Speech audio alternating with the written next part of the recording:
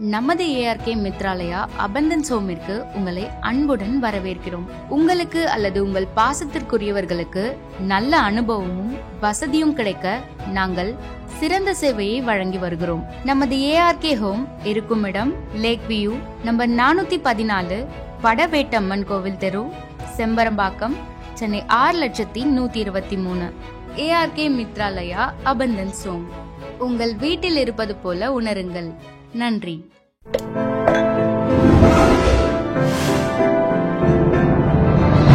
Sai with Chitra. இன்றைய chai with Chitra நிகழ்ச்சியிலே பங்கு பெறுகின்ற விருந்தினர் நடிகர் மோகன் சர்மா.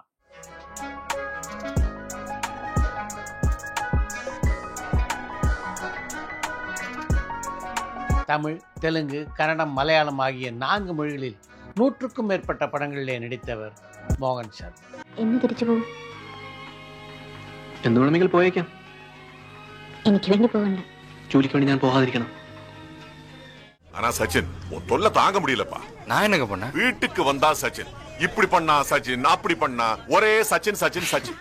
புரட்சித் தலைவர் எம்ஜிஆர், நடிகர்களும் சிவாஜி கணேசன் ஆகிய இருவரோடும் நெருக்கமாக பழகின்ற வாய்ப்பினை பெற்ற இவர் தன்னுடைய திரையுலக அனுபவங்கள் பலவற்றை இந்த நேர்காணலிலே பகிர்ந்து கொண்டிருக்கிறார்.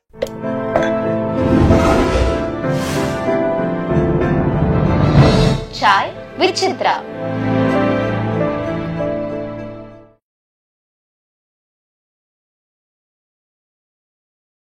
வணக்கம்.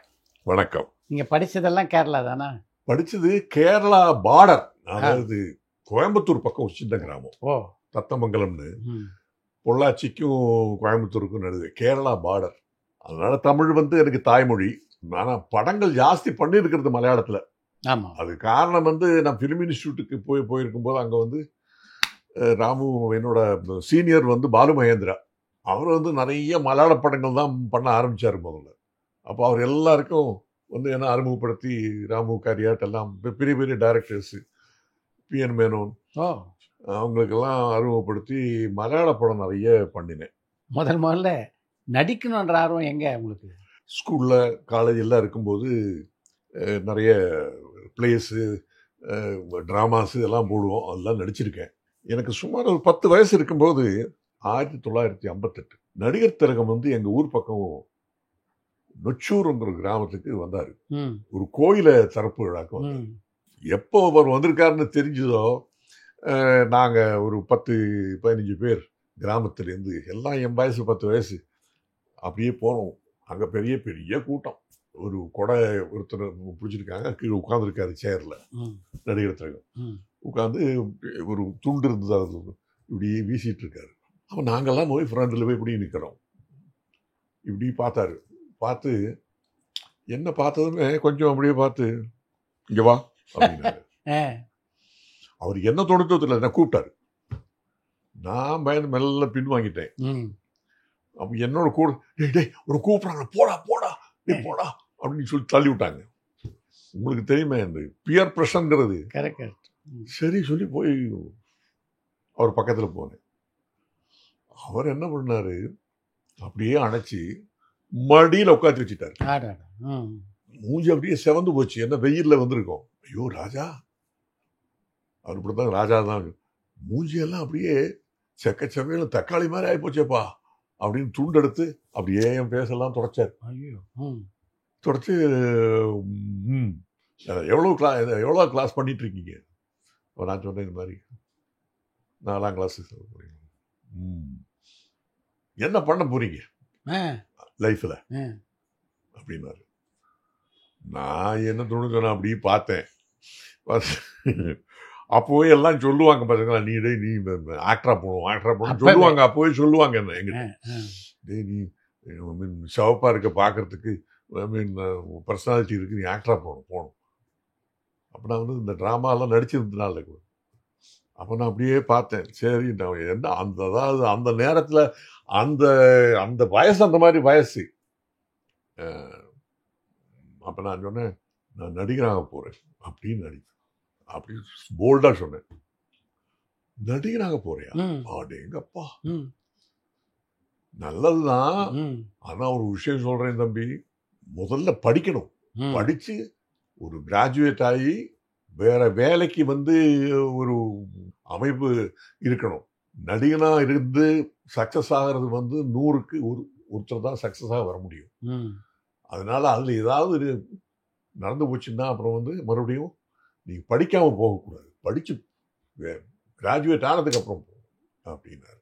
அப்படி தலையாட்டினேன். இது ஒரு சம்பவம். இது ஆனா நான் எதுக்கு சொல்ல வரேன், இதுதான் முதல்ல எங்கேயோ எனக்கு ஆமா இந்த கரும்பால அது அந்த மனசுக்குள்ள அந்த கரு வந்ததே நான் நடிகராக போறது இதுதான்.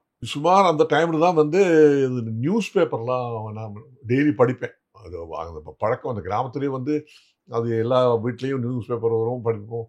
பூனாவில் வந்து பிரபாத் ஸ்டூடியோ அதை வந்து கவர்மெண்ட் வந்து வாங்கியிருக்காங்க. அங்கே ஒரு பெரிய ஃபிலிம் இன்ஸ்டிடியூட் பண்ண போகிறாங்க. ஃபிலிம் சம்பந்தப்பட்ட எல்லா direction, screen play writing, cinematography, acting எல்லாமே அங்கே சொல்லித்தரத்துக்காக அப்படி ஒரு அமைப்பு பண்ண போகிறாங்க. அதை படித்ததுமே மனசில் வந்து ஓரளவுக்கு அது டிசைட் பண்ணினேன். சரி நம்ம அதை பார்ப்போம், அதுக்கு அப்ளை பண்ணணும். இது வந்து சுமார் 59-60 அந்த டைம்.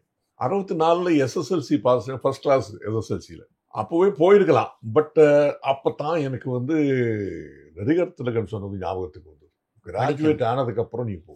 அப்போ எல்லாம் இன்டர்மீடியட், ரெண்டு வருஷம் இன்டர்மீடியட். அதுக்கப்புறம் தான் அதுக்கு ப்ரீ டிகிரின்னு சொல்லுவாங்க.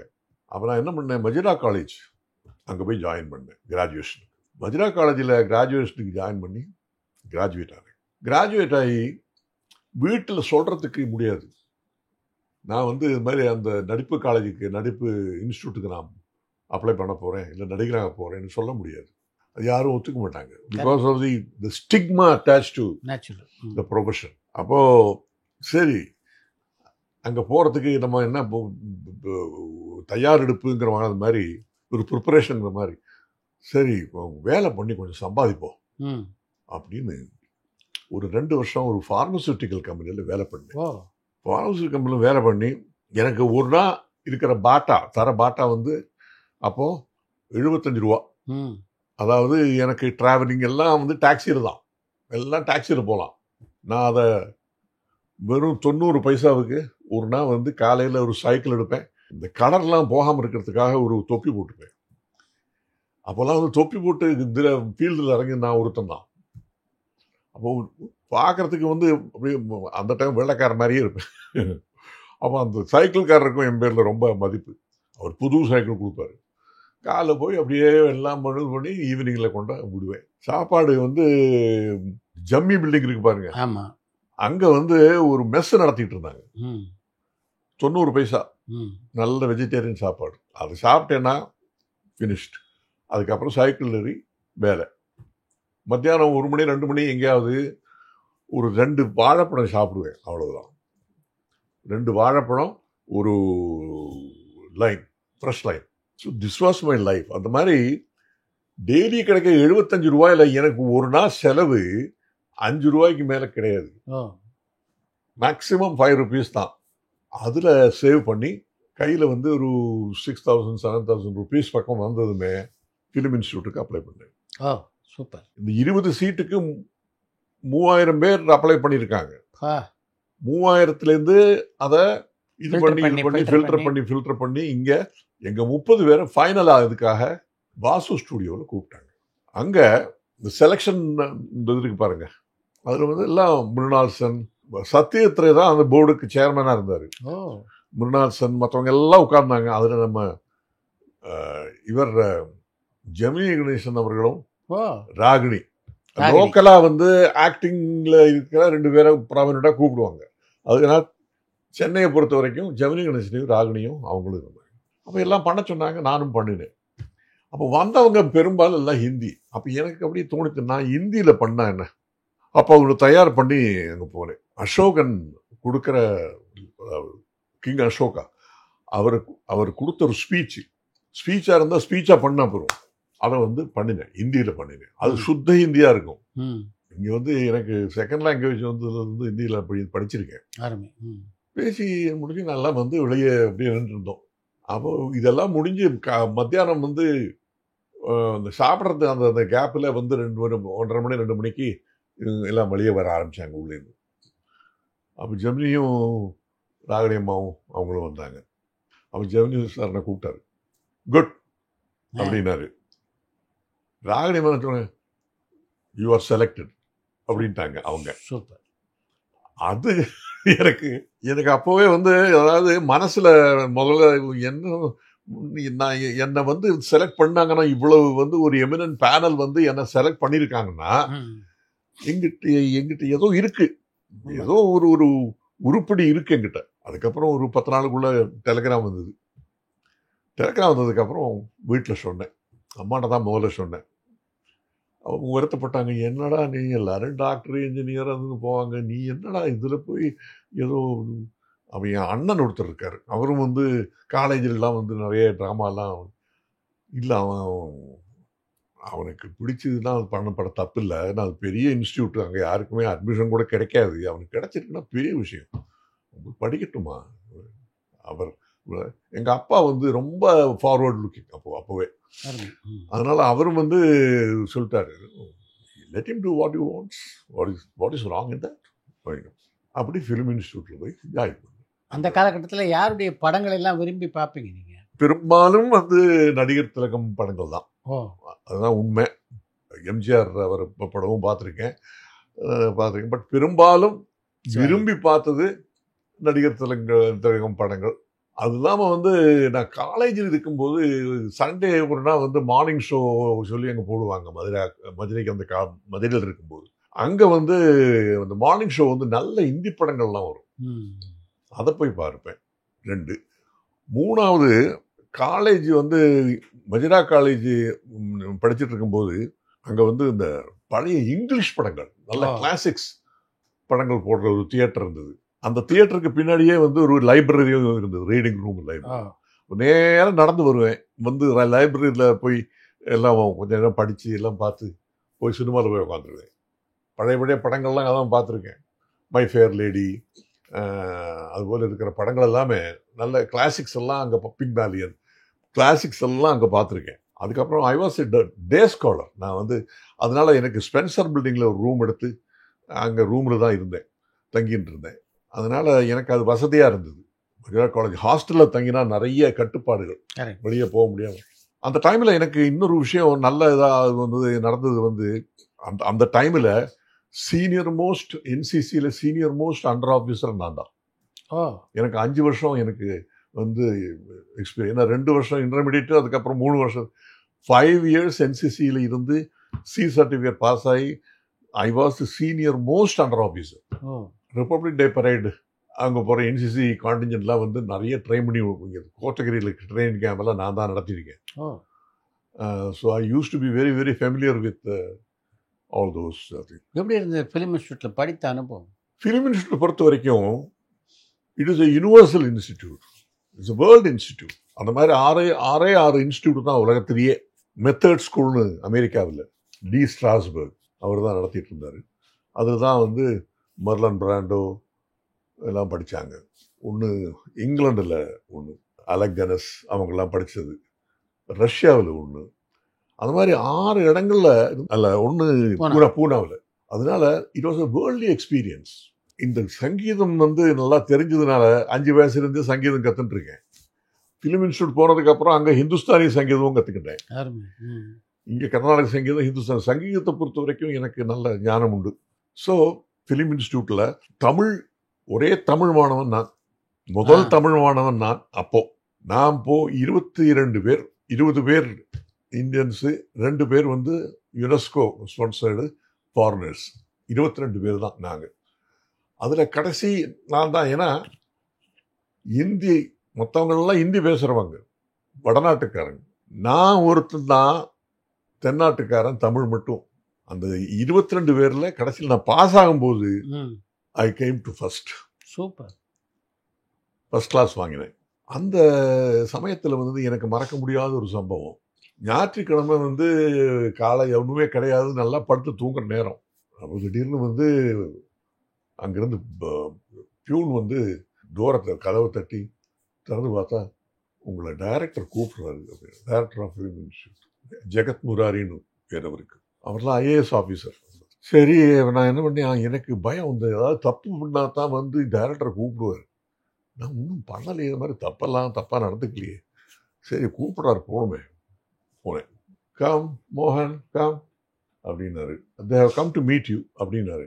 அப்படியே திரும்பி பார்த்தேன், கே பாலச்சந்திரம், வீனஸ் கிருஷ்ணமூர்த்தி அவங்க 2 பேரும் உட்காந்துருந்தாங்க.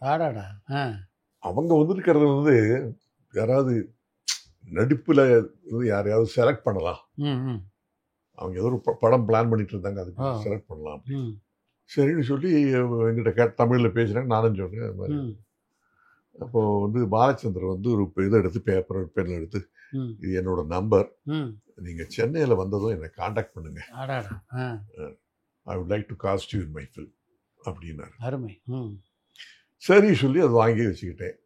அது கழிஞ்சு அந்த இதில் ஹாலிடேஸ் டைமில் சென்னைக்கு வந்து முதல்ல அவரை காண்டாக்ட் பண்ணேன். வாரன் ரூட்டில் தான் காண்டாக்ட் பண்ணி, நீங்கள் இங்கே தான் இருக்குது, வீடு இங்கே தான் இருக்குது, வாங்க அப்படின்னாரு. வீட்டுக்கு போனேன். வீட்டுக்கு போனதுமே நம்ம இதயம் பேசுகிறது மணியன் அவர் கூப்பிட்டு வச்சிருந்தார். அவர் ஒரு படம் பண்ண போகிறாரு, சொல்லத்தான் நினைக்கிறேன், அதில் நீங்கள் ஹீரோவாக பண்ணணும் அப்படின்னாரு. அப்போ சரி சார், சந்தோஷம். அப்போது முதல் நாள் ஷூட்டிங் ஜெமினியில் தான் ஷூட்டிங். அப்போ எல்லாம் உட்காந்துருக்கோம். நான் பாலச்சந்தர் சார் வந்து எப்பவுமே ரொம்ப முன்னவே வந்து கையில் ஸ்கிரிப்டெல்லாம் கொடுக்க மாட்டார். டக்குன்னு அந்த நேரத்தில் எழுதி கையில் சீனை கொடுத்தாங்க. அப்போ நான் அந்த சீனை வந்து கவனமாக அந்த டயலாக்ஸை பார்த்து படிச்சுக்கிட்டு இருக்கேன். அப்போ யாரோ வந்து 2 பேர் நின்னாங்க, ஃப்ரெண்டில் வந்து நின்னாங்க. அப்போ எனக்கு அவங்க வேஷ்டி மட்டும் தான் தெரியுது, நான் இப்போ என்ன இப்படி கூட பார்க்கல. அப்போ மணியன் வந்து மோகன் அப்படின்னாரு. அவ பார்த்தேன், எம்ஜிஆர் கிராப்பு போர்டுக்கு அடிக்கிறதுக்காக எம்ஜிஆர் பூஜைக்கு என்ன மாதிரியான வாய்ப்பு. அப்போ நான் எழுந்து என்ன பண்ணேன், இன்ஸ்டிங்டிவாக தான் முதல்ல வணக்கம் சொல்லி அப்புறம் ஷேக் ஹேண்ட் பண்ணேன். அவரும் ஷேக் ஹேண்ட் பண்ணார், பக்கத்தில் உட்காந்தார். அதுக்கு மறுநாள் எனக்கு ஒரு ஃபோன் கால். ஜெனரல் சக்கரவர்த்தியில் நடிக்கும்போது சிவாஜி முதலாக சந்தித்ததை பற்றி சொன்னேனே. ரொம்ப தங்கமான மனுஷன். என்னை வந்து அடிக்கடி சொல்லிட்டே இருப்பார், ரொம்ப வித்தியாசமா இருக்கு நீங்க செய்யறது, நல்லா நடிக்கிறீங்க. வைஃப்ட ஃபோன் வரும், வைஃப்டேருந்து ஃபோன் வர்றது கூட எஸ்.